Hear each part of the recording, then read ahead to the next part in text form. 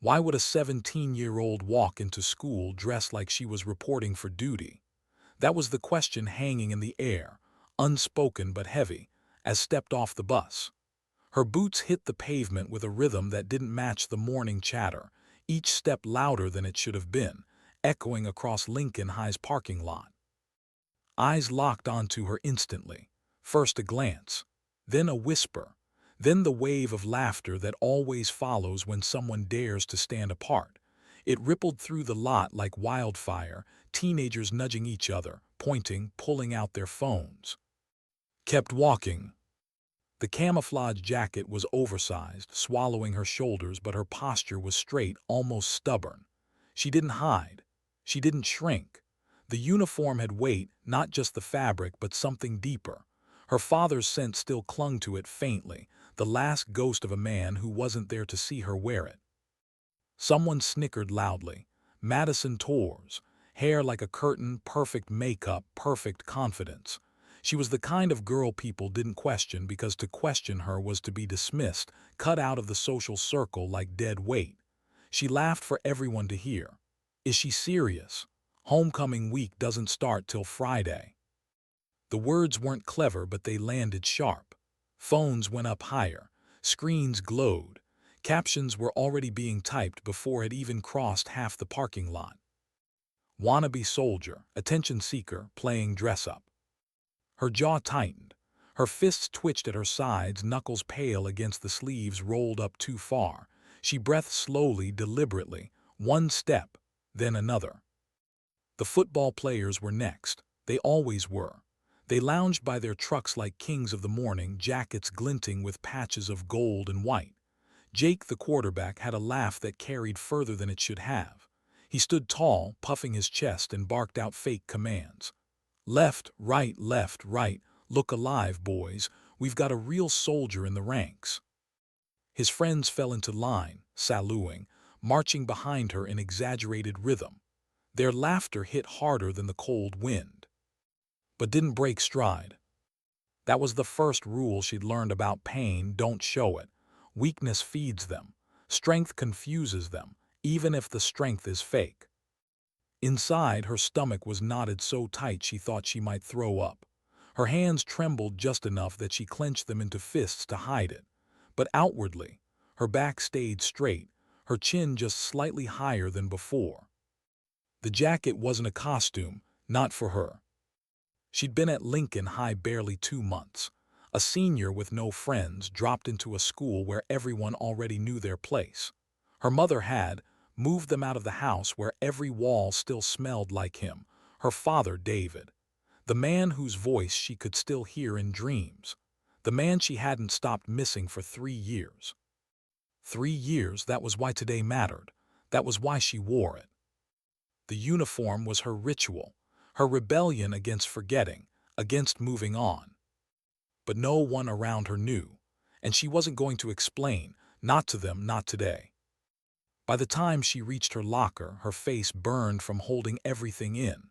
Her heart thudded against her ribs, loud enough she thought they'd hear it. She wanted to disappear, to fold into the cold blue metal door and vanish. But fate wasn't kind. Someone had already beaten her there.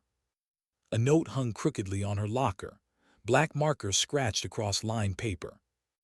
G.I. Jane wants attention. The handwriting was jagged, rushed, like the author had wanted to mock her and hide at the same time. She tore it down so hard the paper ripped in her fist. The noise made 2 sophomores glance at her, then laugh under their breath as they hurried away. Her fingers slipped against the combination lock, slick with sweat. She blinked hard, willing her eyes to stay dry, but the tears threatened anyway. Not now, not in front of them. Nice costume. The voice behind her was softer, not mocking, just curious. She turned. They shared a history class, exchanged maybe 3 words ever. Wasn't cruel like the others, but she wasn't kind either. Her eyes studied like she was an exhibit, something odd, something puzzling. Is this for a project or something? Forced her voice steady, something like that. She didn't owe her the truth, not the truth that mattered. The first bell rang. Students streamed past her, still stealing glances, whispering, nudging each other. Every glance another cut, every whisper another bruise. She breathed, closed the locker, walked. Chemistry class was supposed to be safe. Numbers and bonds, equations that never judged. But today, safety didn't exist. Tyler Brooks had been waiting. He was the kind who never missed a chance to turn attention into a stage. As Mrs. scribbled on the whiteboard, he rose casually, made his way past her desk. His elbow swept wide, too wide. Her books, pencils, papers scattered to the floor. "Oops," he grinned, mock innocence dripping from every syllable. Then he crouched low, hands splayed like a movie soldier caught in crossfire. Kaboom! Incoming. The class erupted. Snickers, stifled laughter. A few kids didn't even try to hide it, openly pointing, recording, whispering. Her face burned. She bent down to gather her things, the sleeves too long, the jacket too big, making her clumsy. Tyler leaned closer, not helping, just twisting the knife. "Careful, soldier," he hissed, pushing her pencil further out of reach with his foot. "Wouldn't want to call in an airstrike." The laughter rippled again. Her fists clenched so tight the skin whitened at her knuckles. She wanted to shout, to slam her fist into his smirk, to tell them all what they didn't know. But she didn't. Instead, she sat back in her chair, quiet. Because silence can be its own weapon. By lunch, she was exhausted. The cafeteria was its own battlefield, and today it felt more hostile than ever. She carried her tray to the furthest corner, sat alone, trying to shrink into the plastic chair. The uniform made her feel exposed, a spotlight in a room full of eyes. Every laugh from a nearby table felt like it was aimed at her. Every phone angled her way might as well have been a barrel. And then Madison came. She didn't sit alone for long. Flanked by her entourage, she slid into the seat across the table, smile sharp and fake.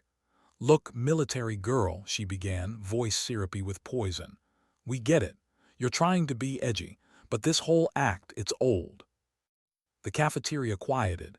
Heads turned. Phones rose. The show was about to begin. Brittany chimed in, her laugh brittle. "You know there are boutiques in town, right? We could totally take you shopping sometime." Leaned forward, condescending as a queen to a peasant. "You're making people uncomfortable, like you're trying too hard to be different." The words were knives. Sharp, shallow, designed to cut her just enough to bleed without killing. Her grip on the fork tightened. Plastic bent under her fingers, whitening her knuckles. The room had gone silent now, every eye trained on her, waiting to see if she'd break. She stood, slowly. The scrape of the chair echoed like thunder. Her voice, when it came, was calm, steady, carrying something none of them expected. "You have no idea what you're talking about." Madison blinked. Just for a second her mask faltered, but the crowd was watching and she couldn't lose. She leaned back, feigning ease.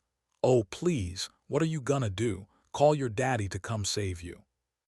The words hit harder than any punch. The world stopped. The cafeteria froze. His breath caught.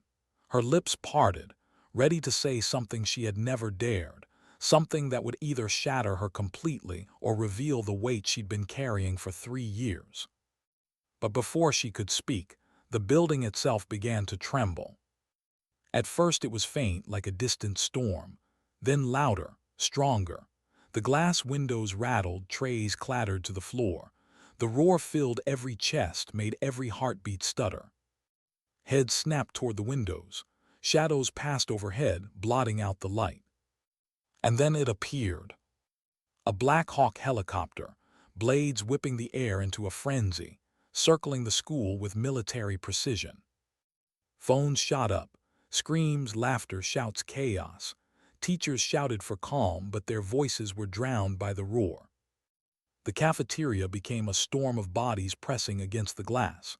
Madison's smirk evaporated, her hair whipping across her face. "What the hell is that?" someone yelled. But knew. Her hands trembled against the table, her pulse thundered in her throat. She knew that sound, that shape, that unit insignia painted on the side. and she knew it was here for her. What kind of school day ended with a military helicopter descending onto the football field? No one at Lincoln High had an answer as the thunderous roar swallowed every other sound. The cafeteria windows rattled so violently that a few cracked in their frames. Students ducked instinctively, some screaming, others laughing nervously, every reaction blending into a chaos of disbelief. This wasn't a drill. This wasn't some pep rally stunt. It was real. Didn't move. She stood frozen in the eye of the storm, her fork still bent in her hand, her chest tight with recognition. She knew that aircraft, knew the insignia stenciled on its side, knew the precision with which it circled. It wasn't random. It was here for her.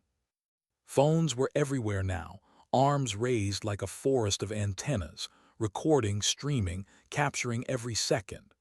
Madison Torres had been mid-sentence when the noise began. Now her perfect posture was broken, eyes wide, makeup trembling as she spun to see what was happening. What is that?" she demanded, her voice cracking louder than intended. No one answered, no one cared. The helicopter banked hard, blades cutting the air into an angry storm. Then, with terrifying grace, it began its descent, past the parking lot, past the gymnasium, straight onto the football field. Students poured out of the cafeteria in waves, knocking over chairs and trays, their curiosity greater than their fear. Teachers shouted, but even they couldn't look away. Even they moved toward the exits, phones clutched in their hands like everyone else. The world had shifted, and felt her heart sink with every second. She hadn't asked for this. She had wanted nothing more than to wear his jacket, sit through a day, and honor his memory in silence. But silence was impossible now. The helicopter touched down with a blast of wind that bent trees and sent papers swirling across the field. Its rotors spun slower but still fast enough to howl. Dust rose in clouds. Students lined the chain-link fence, their voices shrill and desperate, trying to make sense of what they were seeing. And then the figures emerged. At first just shapes in the haze, dark silhouettes in immaculate dress uniforms, brass shining in the sunlight. Then details, ribbons, medals, the gleam of shoes polished to a mirror finish. They moved in formation, purposeful, ceremonial. The crowd fell into silence. Even the loudest seniors, the ones who never shut up, stood speechless. Knew who she would see before she saw her. Tall, silver hair tucked beneath her cap, bearing like iron, Colonel Sarah Mitchell, the same woman who had stood in her living room 3 years ago with folded hands and a voice that broke her world. His chest constricted so tight it hurt. She couldn't breathe. The cafeteria blurred. She tried to move, but her legs felt like anchors. Then the intercom crackled to life. "Attention, students and faculty," Principal Williams' voice rang, barely steady. We have an unusual situation. Please report to the main office immediately. I repeat, to the main office." The silence that followed was louder than the helicopter. Every head turned, hundreds of eyes, every whisper aimed directly at her. The girl in camouflage, the girl they mocked, the girl in her father's jacket.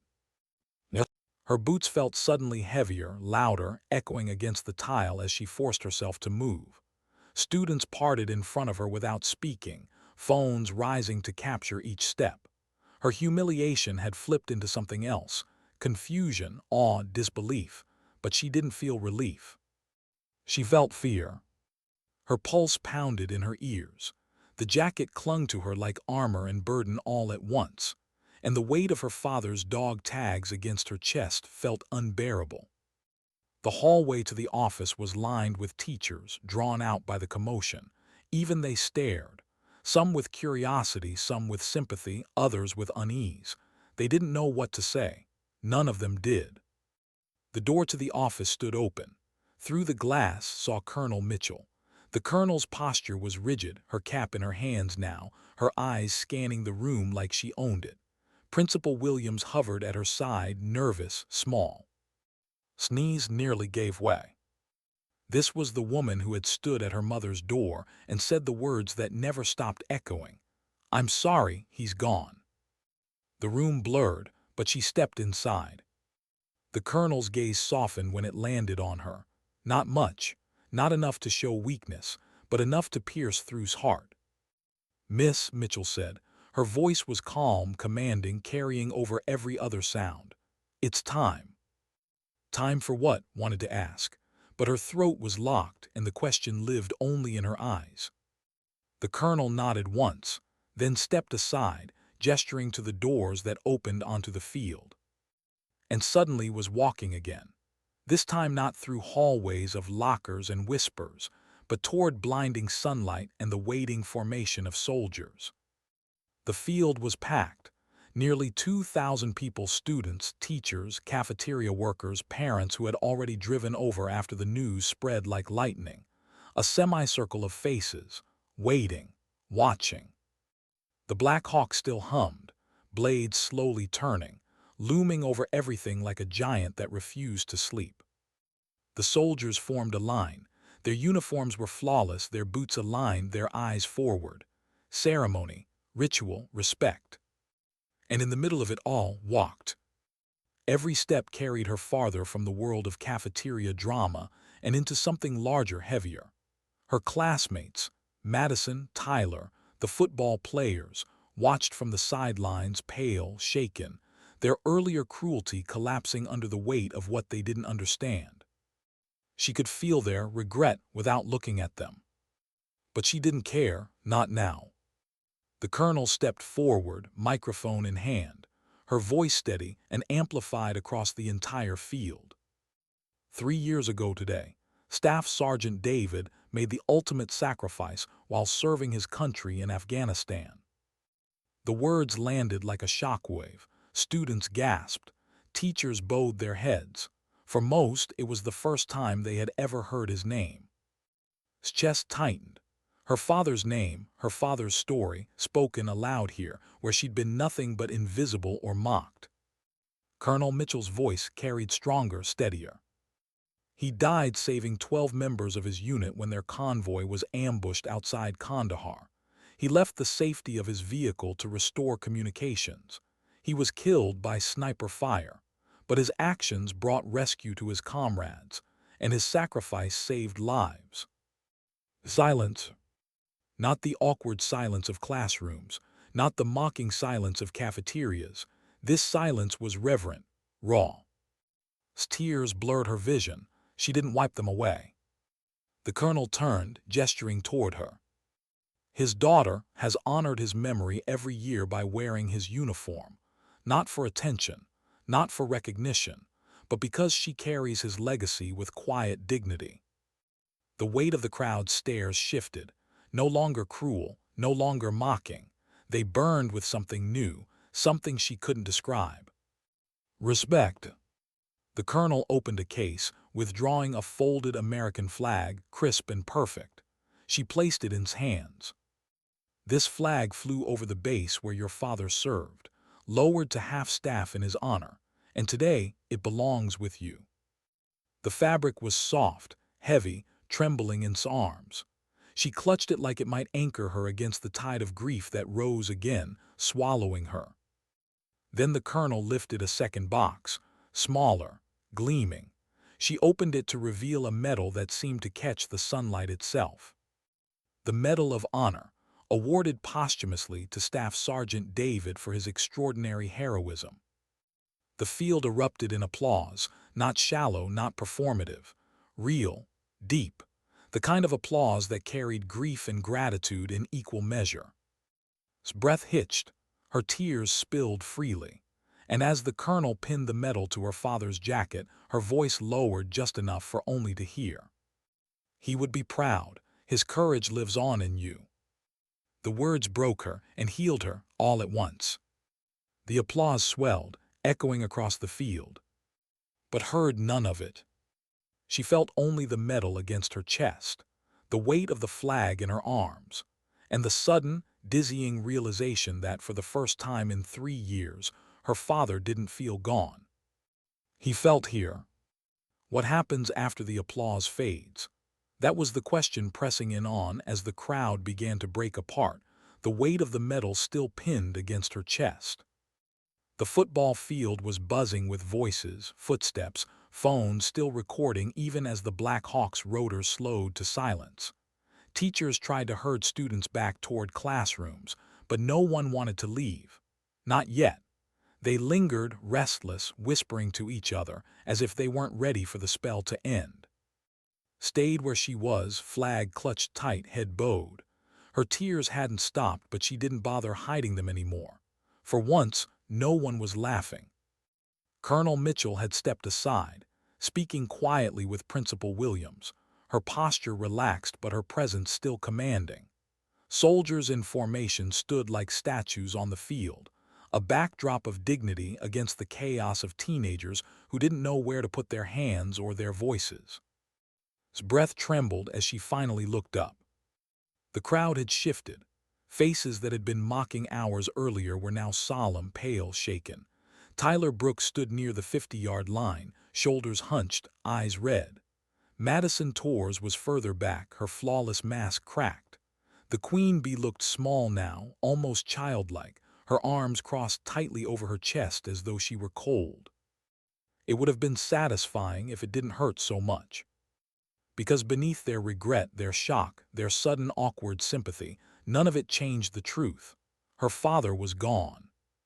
The flag in her arms was real. The medal on her jacket was real. But it didn't fill the space at the dinner table, didn't silence the nightmares, didn't stop the ache in her chest that had lived there since she was 14. She felt both exposed and invisible at once. A voice cut through, "I'm so sorry." She turned. Tyler. His words were thin, trembling, barely audible. His face was wet, though whether from tears or sweat she couldn't tell. "I didn't know, I was just joking. I didn't know." Studied him, her eyes sharp even through tears. He wasn't the class clown now. He wasn't the boy who had knocked her books to the floor. He was just another kid standing on a field, staring at something larger than himself. "He was a hero," Tyler added, his voice cracking. "And I treated you like—" His words broke off. He looked away, ashamed. His throat ached. She wanted to scream at him, tell him the jokes had cut deeper than he'd ever realize, that his laughter had been knives on the hardest day of her year. But she couldn't. Not now. "He was," she said simply. Her voice was soft, steady, carrying enough weight that Tyler flinched. "And now you know why I wear this uniform." He nodded quickly, but his guilt lingered, heavy and awkward. Another voice came, hesitant. "Madison." She stepped forward slowly, her entourage trailing uncertainly behind her. For once, she wasn't leading the pack. Her eyes darted toward the colonel, then back as if the presence of soldiers stripped her of the invincibility she always wore. "I said terrible things," Madison whispered. Her tone lacked its usual edge. "I didn't know." His chest tightened. The words echoed, "You didn't know." They all said that now, as if ignorance excused cruelty. "You didn't ask," replied, no anger in her voice, just sadness, quiet, steady sadness. "You saw something different and decided that made me a target." The words landed harder than any insult Madison had ever delivered. She looked down, biting her lip, her face pale. The silence between them was heavy. Then the colonel's voice called back. "Miss." Turned. Colonel Mitchell was waiting, her eyes unreadable, her hand resting lightly on the microphone stand. The crowd had begun to disperse, but the ceremony wasn't over for. Mitchell motioned her closer, obeyed every step heavy, the flag trembling in her arms. When she reached the colonel, Mitchell's voice softened, dropping low enough that only could hear. "You were stronger than they knew, walking in here today. Your father would have seen it. I see it too." Swallowed hard, fighting to keep her face steady. The colonel glanced toward the school building, then back at her. "This won't be easy. Attention like this never is, but you carry his name, and you carry it well." His breath caught. She wanted to say thank you, wanted to say more. But the words tangled in her throat, too heavy to release. The colonel gave her shoulder the briefest squeeze, professional, controlled, but filled with more warmth than had felt in months. Then she turned to address her soldiers, the ceremony concluding with crisp commands that echoed across the field. The Black Hawk's rotors began to spin again, slow at first, then faster, kicking up waves of wind that sent hair flying and papers scattering. Students gasped, holding their phones, capturing the departure like it was the final scene of a movie. Stood rooted in place as the helicopter lifted, rising above the field, circling once more. Its roar shook her bones. Its shadow passed over her like a blessing, then vanished into the horizon. And then it was gone. The silence left behind was deafening. Students stared at as though she transformed in front of them. And maybe she had. The same camouflage jacket that had made her a target this morning now seemed to carry a glow, a weight none of them could deny. But didn't feel transformed. She felt tired. Exhausted, hollow. The applause had been for her father. The tears were for him. The flag, the medal, the ceremony, all for him.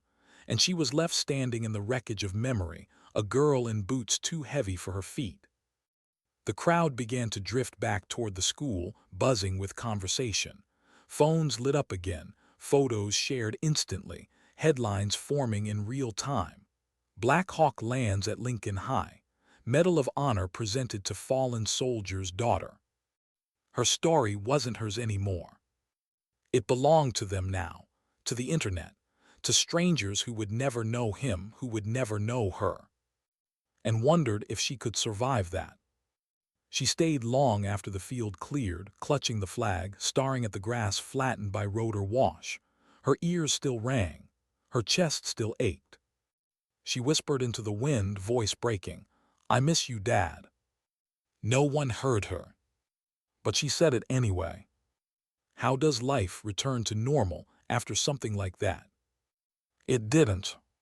Not the next morning, not the week after, not even a month later. Lincoln High had always thrived on gossip, but now the whispers had shifted into something else entirely. Was no longer the punchline in camouflage. She was the story. The local news had picked it up within hours. By evening, her face, the tear-streaked 17-year-old clutching a folded flag on the football field, was on every TV in town. By morning, it had spread farther. Veterans' pages shared it. Strangers commented prayers and gratitude. Some said she was brave. Others said she was broken. None of them knew her. But they acted like they did. And at school, that was worse. The same students who had laughed, mocked, thrown notes on her locker, now stared with reverence that felt just as suffocating. They held doors open. They spoke her name softly as though afraid to offend. Some even thanked her for his service, for her strength, for existing at all. And hated it. Because their respect was as shallow as their cruelty had been. It wasn't for her. It was for a man they'd never met, a story they'd only just heard. It felt like theft. The morning after, she walked into the parking lot again. The sun cast long shadows across the asphalt just as it had the day before. But this time, no laughter followed her boots. No mock marching. No fake salutes. Students parted before her like she was radioactive. Phones still rose, but cautiously, reverently. It should have felt like vindication.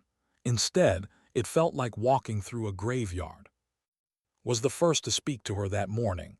Not mocking, not confused, just tentative. "I saw you on the news," she said, falling into step beside her. "About your dad." Nodded but didn't answer. Hesitated, then tried again. "He sounds amazing." His chest tightened. The word sounds cut deep. He was amazing, he is amazing, but no one here knew that, not really. She mumbled something. She didn't even know what, and slipped away, her locker slamming shut with more force than necessary. By third period, a different kind of cruelty had crept in. Not the sharp cruelty of mockery, but the soft cruelty of pity. Teachers softened their voices when calling on her. Students avoided sitting too close, as if grief was contagious. And Tyler. He hovered in the hallway now, always on the edge of speaking, never quite finding the words. His guilt was obvious, written across every nervous glance, but didn't want his apologies. She didn't want any of it. At lunch, she sat alone again, not because they mocked her, but because they didn't know how to sit with her anymore. Her tray was untouched. She stared at the dog tags beneath her jacket, fingers worrying the cold metal until her knuckles ached. It was Madison who approached this time. Saw her coming, walking slower than she ever had, shoulders hunched, the usual entourage keeping their distance. For once, Madison wasn't a queen. She was just a girl. She sat across from without asking. "I deserved everything you said," she whispered, her voice cracked. "I was cruel, and I can't take it back, but I want to, I don't know, apologize, try." Looked at her, really looked. Madison's eyes weren't sharp anymore. They were wet, swollen, human. "You didn't ask," said softly, echoing the words from the day before. "And you should have." Madison nodded quickly, biting her lip. Silence stretched between them, awkward, fragile. Wanted to be angry. She wanted to hurl every cruel word back at her, make her feel what it was like to be torn open for sport. But the anger felt empty. Instead, she whispered, "Just don't do it to someone else." Madison's eyes flickered. For once she had no comeback. She rose quietly, leaving alone again. The cafeteria buzzed around her, but felt more isolated than ever. That night, she found her mother sitting in the living room, news replaying the footage on loop. The colonel's voice carried across the speakers. Staff Sergeant David made the ultimate sacrifice. Her mother's eyes were red. Robert, her stepfather, sat beside her, hand resting gently on her knee. He looked uncomfortable, like a man who wanted to help but didn't know how. Stopped in the doorway, her chest heavy. Her mother turned, forcing a smile that didn't reach her eyes. "You were incredible today." Shook her head. "It wasn't me, it was him." Her mother rose, crossed the room, and pulled her into an embrace.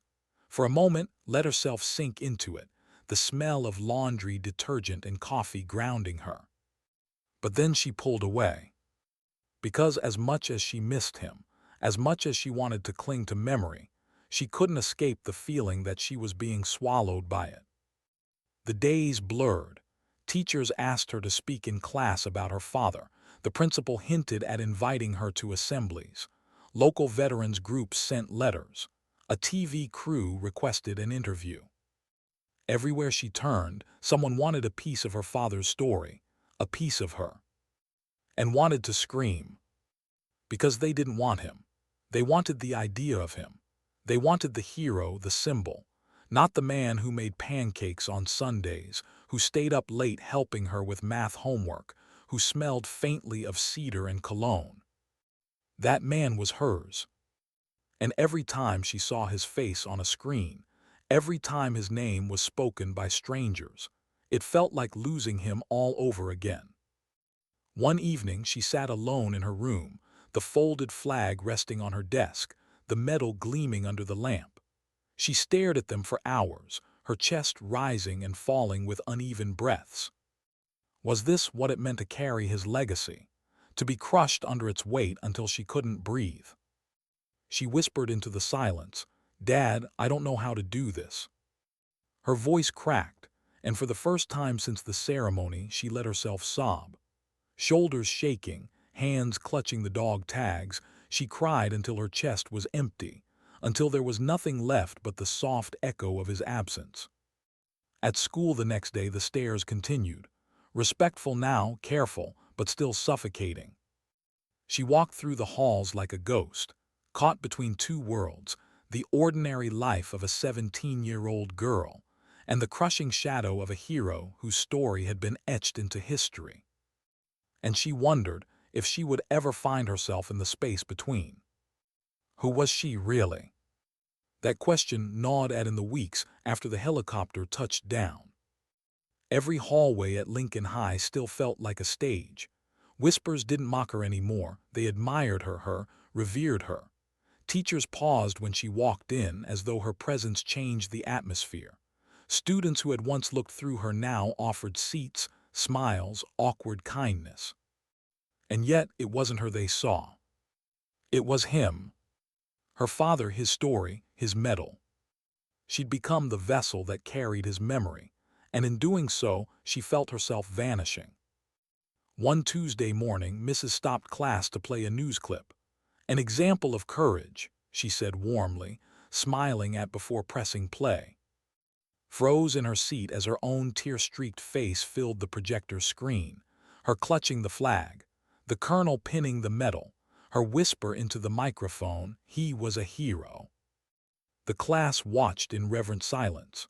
A few students even turned to look at her with wide eyes, as though expecting her to say something profound. But stomach twisted. She couldn't breathe. She excused herself quietly, fled to the bathroom, locked the stall, and pressed her forehead against cold tile. She wanted to scream. She didn't want to be their lesson plan. Later that day, a teacher stopped her in the hall. The principal mentioned an idea, perhaps you'd like to speak at the Veterans Day Assembly. Share your story with the school.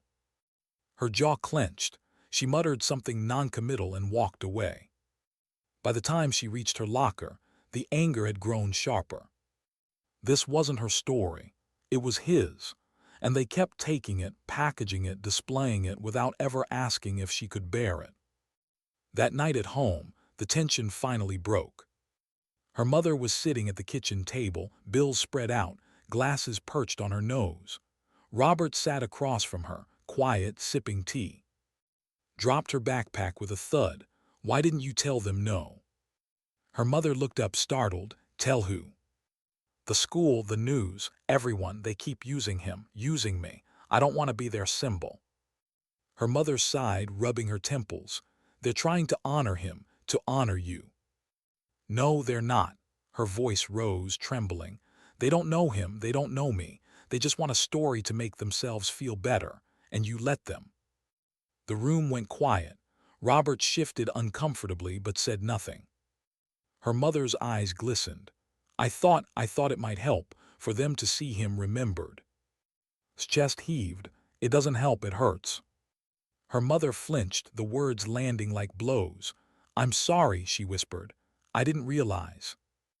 Wanted to soften, to take it back, but the anger was too raw. She grabbed the medal from her room, set it on the table between them. You can keep it, she said bitterly, if it means so much to everyone else. Then she stormed upstairs before her tears betrayed her. In the privacy of her room, she collapsed onto the bed, face buried in her pillow. The medal's absence from her jacket left her feeling hollow, but wearing it had become unbearable too. She was trapped.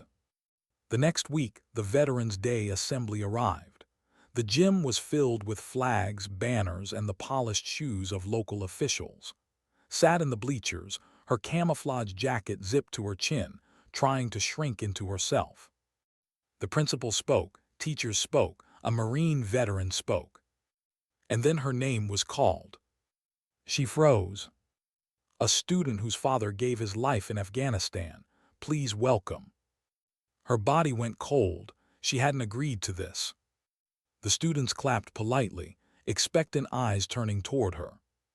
She stood slowly, legs shaking, and walked down the steps to the podium. The microphone loomed in front of her. Her reflection stared back from the polished surface of the gym floor, a girl in boots too heavy, jacket too big, carrying a silence too loud. Her throat locked. She looked out at the sea of faces, some curious, some respectful, some impatient. And she felt the weight of it all crashing down again. The whispers, the notes, the laughter, the helicopter, the medal, the pity, the pressure. It was too much. Her hands gripped the podium until her knuckles whitened. Her lips parted. And then, instead of the speech they wanted, the words spilled raw and unfiltered. I don't know what you want from me. The gym hushed. Her voice trembled, but it carried. You stand here and you look at me like I'm supposed to be something, like I'm supposed to have the right words, but I don't. I'm just a girl who misses her dad, that's all. A gasp rippled, The principal shifted nervously, but pressed on. He was a soldier. He was a hero. But to me, he was just Dad. And every time you ask me to stand here, every time you show my face on a screen, it doesn't make me proud. It makes me remember he's not here, that he'll never be here. Her eyes burned. Tears blurred the rows of faces. She forced herself to finish. I don't want to be your symbol. I just want to be his daughter. The silence that followed was crushing. Stepped back, shaking, then walked off the stage without waiting for permission. By the time she reached the hallway, her tears were streaming freely. Her chest hurt, her throat raw, but for the first time in weeks she felt honest. Not strong, not proud, just honest. And that, maybe, was the beginning of something she could live with. What happens when the truth escapes before you're ready for it? The day after the Veterans Day assembly felt like the walls of Lincoln High were closing in on her. Her words had echoed through the gym, and the silence afterward still lingered in her bones. She left the stage shaking, tears streaking her face, no applause following her this time. Only shock, only whispers. Now those whispers followed her through the halls. She said she didn't want to be a symbol. Did you see the principal's face? I mean, she's not wrong. Walked with her chin low, her father's jacket zipped high, each step heavy. Part of her wanted to vanish. Another part felt a strange, quiet pride that she hadn't let them use her again. Still, she was scared. At lunch, she sat in her corner again. This time approached, not tentative, not confused, just calm. She slid her tray down, sat across from and began unwrapping her sandwich. Blinked, "What are you doing?" "Eating," said casually. She took a bite, chewed, swallowed. "Unless you'd rather be alone." Stared at her, waiting for the joke, the sting, the pity. None came, just ate. After a long silence, finally whispered, "Why?" Shrugged, "Because everyone else looks at you like you're some ghost, or hero, or both. I figured maybe you just wanted someone to sit with you like a normal person." The words hit harder than expected. His throat tightened. She nodded slowly, unable to find anything to say. For the first time in weeks, she didn't eat alone. That small act of kindness grew. Over the next few days, kept showing up. At lunch, in the hallway, even in chemistry, sliding into the seat beside her without asking. She didn't force conversations. She didn't ask about his father unless brought him up. She just stayed. And somehow that helped. But not everyone understood. Madison tried again, cornering her in the library one afternoon. Her voice was soft, almost pleading. "I know you hate me, but what you said at the assembly, you were right, about not knowing, about not asking. I'm sorry, really." Studied her carefully. The old Madison, the sharp-tongued queen bee, was gone. In her place stood a girl with cracked armor, guilt written in every glance. Wanted to forgive her. Maybe part of her even did. But forgiveness felt too big, too final. So she whispered, "It doesn't matter what you say. What matters is what you do." Madison's eyes watered. She nodded, biting her lip, and walked away. It wasn't friendship, but it was something.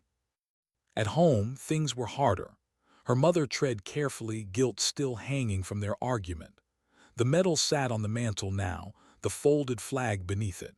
Every time saw it, her chest twisted, pride and grief colliding until she couldn't tell them apart. One night, unable to sleep, she crept downstairs. The house was quiet. The medal gleamed faintly in the moonlight. She reached out, tracing its edges with trembling fingers. "I don't know who I'm supposed to be," she whispered into the dark, "but I hope it's someone you'd still be proud of." Her voice cracked. She sank onto the couch, pulling the flag into her lap, holding it against her chest like a lifeline. Tears came quietly, not the violent sobs of before, but softer, steadier. A grief that no longer crushed her, but reminded her she was alive. In the days that followed, began to notice changes, small ones. Tyler, once the loudest voice in mocking her, now sat quietly in class. Sometimes he glanced her way, guilt flickering, but he never joked again. Once, she caught him stopping another kid from making a cruel comment about someone else. She didn't say anything, but she noticed. Madison, too, seemed different, less loud, less cruel. One morning saw her help a freshman pick up spilled books, something the old Madison never would have done. Maybe it was guilt, maybe it was growth. And she became more than just the girl who sat with her at lunch. She became the friend hadn't known she needed, a quiet anchor in a storm. Still, the weight lingered. One afternoon, found in the art room staring at a blank canvas. "You paint?" she asked. Shook her head. "Not really. I just thought maybe if I put something down, it'd feel lighter." Sat beside her, waiting. Dipped a brush into dark paint, dragging it across the canvas in heavy strokes. Shapes formed, not clear, not polished, but raw. A shadowed figure in uniform. A silhouette against blinding light. Her throat tightened. "I'm scared, scared that I'll never be more than his daughter, that I'll never be me." His voice was quiet but firm. "Then make sure you are. Tell your story, not just his." Stared at the canvas, the brush trembling in her hand. The thought felt impossible, terrifying, but also freeing. For the first time, she wondered what her life could be if she wasn't running from his shadow or crushed beneath it, but walking beside it. The thought didn't erase the grief. It didn't erase the weight, but it planted a seed. That night she sat at her desk and opened her notebook. Instead of homework, she began to write, not for school, not for anyone else, just for her. She wrote about her father, the pancakes, the math homework, the cologne, the laugh that filled their house, the way he called her kiddo. And she wrote about herself. The loneliness, the anger, the weight of the uniform, the moment the Black Hawk landed, the silence after the applause. Her pen didn't stop until the pages were full. When she set it down, her hands ached, her eyes burned, but her chest felt lighter. Maybe she couldn't escape the legacy. Maybe she didn't want to. But maybe, just maybe, she could find herself inside it. For the first time since that day on the football field, slept through the night without dreaming of gunfire or helicopters. And in the morning, when she zipped her father's jacket, it didn't feel like a costume. It felt like a choice. How do you start becoming yourself when everyone still sees someone else? That was the question carried with her in the quiet weeks that followed. Winter crept in. The football field where the Black Hawk had landed was frosted with thin white mornings, the grass stiff and brittle. But the echo of that day still lingered. Students whispered less now. The shock had dulled into something quieter, steadier. Respect, curiosity, distance. But felt the difference. She wasn't invisible anymore, and she wasn't mocked. She was something else entirely, untouchable. Which, in its own way, was another kind of prison. Her writing became her escape. Every night she filled notebook pages with memories, with anger, with questions she couldn't ask out loud. She wrote about her father, but also about herself, the girl beneath the jacket, the girl who wanted to breathe without carrying the weight of 2,000 stairs. She never showed anyone, not even, but the pages grew, a stack of raw truth that felt more like her than anything she'd spoken aloud. At school, quiet companionship remained her anchor. Madison's occasional attempts at kindness continued, though they were cautious, as if she knew trust wasn't easily rebuilt. And Tyler, he'd gone silent entirely, his loud jokes gone, replaced with awkward glances that held both guilt and maybe something like admiration. Life wasn't normal, but it was steadier. Until the fight in the cafeteria. It started like so many small cruelties did. A freshman boy, wiry and shy, stood in line with his tray. Two seniors boxed him in, nudging his shoulders, laughing at his stammered protests. Their voices rose above the clatter of lunch, cruel and sharp. The boy's eyes darted around the room, desperate, but no one moved. Felt the old ache rise in her chest, the same one she'd carried when they mocked her, when they'd torn her apart with laughter. She remembered the note on her locker, the fake marching, the cafeteria silence as Madison cut her down. Her fork clattered onto her tray. She stood. The room hushed almost instantly. Eyes tracked her. Phones rose. But she didn't hesitate. She crossed the room, boots striking the tile with steady rhythm, her jacket swinging at her sides. The seniors smirked when they saw her coming, but their confidence faltered under the silence that followed her. She stopped in front of them, her voice calm but sharp as a blade. "Leave him alone." One of them laughed nervously. "Or what?" Stepped closer, not aggressive, just steady. Her eyes locked onto his with a force that made him flinch. "Or you'll regret it." The cafeteria was frozen, breathless. The seniors glanced at each other, then back at the crowd of watching eyes. Their smirks faltered. They backed off, muttering something about not worth it, before slinking away. The freshman bolted, tray in hand, mumbling a thank you that barely reached her ears. The silence held for a heartbeat longer, then broke into scattered whispers. Phones lowered, eyes shifted. Returned to her seat without a word, her pulse hammering in her ears. Stared at her, wide-eyed. "You realize you just scared the life out of half the cafeteria, right?" Forced a breath, her hands trembling under the table. "I wasn't trying to scare them." Gaze softened. "You didn't, you just reminded them who you are." Didn't answer, but that night she wrote about it, not as a moment of power but as a moment of choice. She was tired of being defined by silence.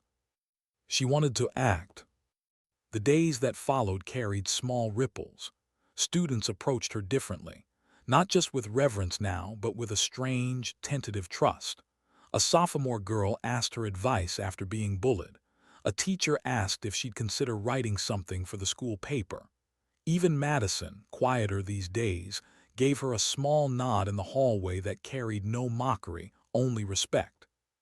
And began to wonder if this was what her father had meant when he told her, years ago, courage doesn't always look like a battlefield. Still, the weight pressed in at night. The metal gleamed from the mantel, the flag folded with precision. She couldn't escape it, but now she didn't want to. Because maybe the weight wasn't meant to crush her. Maybe it was meant to guide her. One evening she found herself at the kitchen table with her mother. No anger this time, no sharp words, just silence, shared and heavy. Her mother spoke first, her voice quiet. "You were brave at the assembly, not because you said what they wanted, but because you said what was true." His throat tightened. She nodded, unable to speak. Her mother reached across the table, took her hand gently. "You don't have to be your father. You don't have to be a symbol. You just have to be you. That's enough." The words cracked something inside her, not in pain, but in release. She squeezed her mother's hand, tears pricking her eyes. For the first time, she believed it might be true. The next morning she brought her notebook to school, not to share yet, not to expose, but to carry.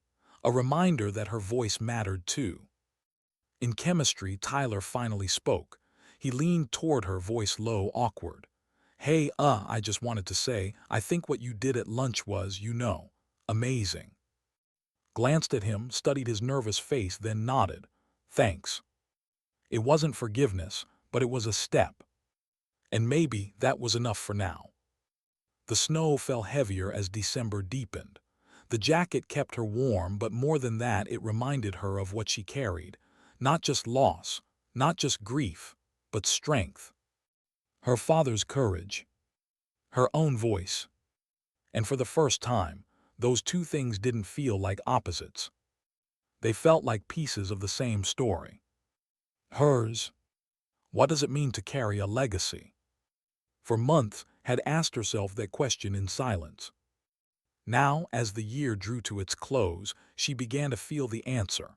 Not as a single moment of revelation, but as a slow unfolding, like winter thawing into spring. The whispers at school had quieted, not because they forgot, but because the story had settled into the fabric of Lincoln High. Was no longer a joke, no longer just a headline. She was something else now, something steadier. And for the first time, didn't run from it. Her writing had grown into a stack of pages so thick it leaned against her lamp. Stories, memories, questions, truths. She had poured herself into them until her hands ached, until her voice, hidden for so long, began to feel real. Had encouraged her quietly. "You should share it someday," she'd said, one afternoon in the library. "Not yet," whispered back. "But maybe someday." One crisp January morning, the principal called her into the office. Entered cautiously, her jacket zipped, her dog tags cold against her chest. Colonel Mitchell was waiting. Froze, her heart jolting. She hadn't seen the colonel since the ceremony. Mitchell rose, her posture still razor straight, her silver hair neatly pinned. But her eyes softened when they met. "Miss," she said evenly, "I'm passing through town and I wanted to see you, to make sure you're doing well." Hesitated, then nodded. "I'm trying." The colonel's lips curved into something faintly resembling a smile. "That's all any of us can do." They spoke briefly, about school, about the future. Mitchell asked if had thought about the military but didn't press when shook her head. She simply nodded, approving.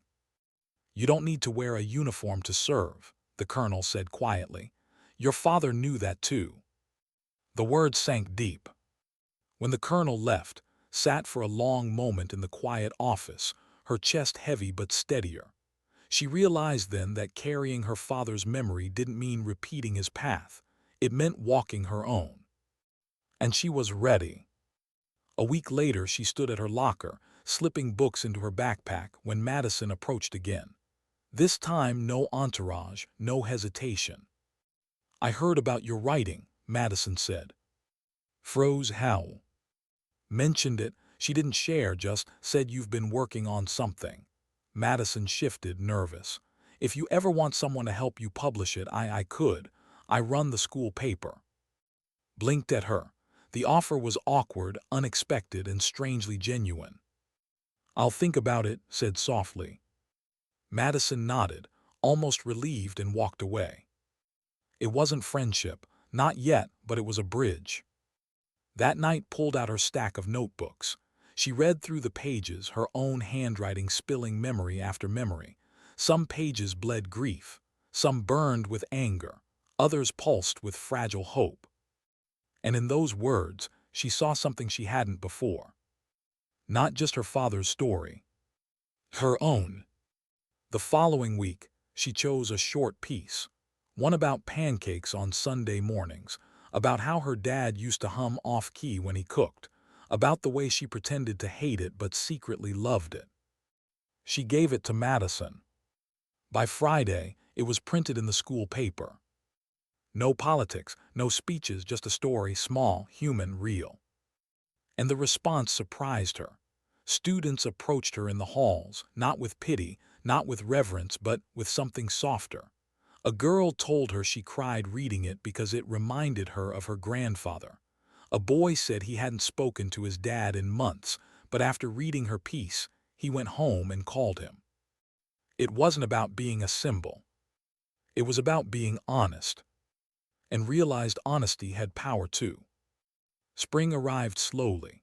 The frost melted, the days stretched longer, and walked through the halls of Lincoln High not as a ghost, not as a target, not as a symbol. As herself. Her father's jacket still hung heavy on her shoulders, but it no longer felt like armor or burden. It felt like part of her. On the anniversary of his death, she walked to the football field alone at dawn.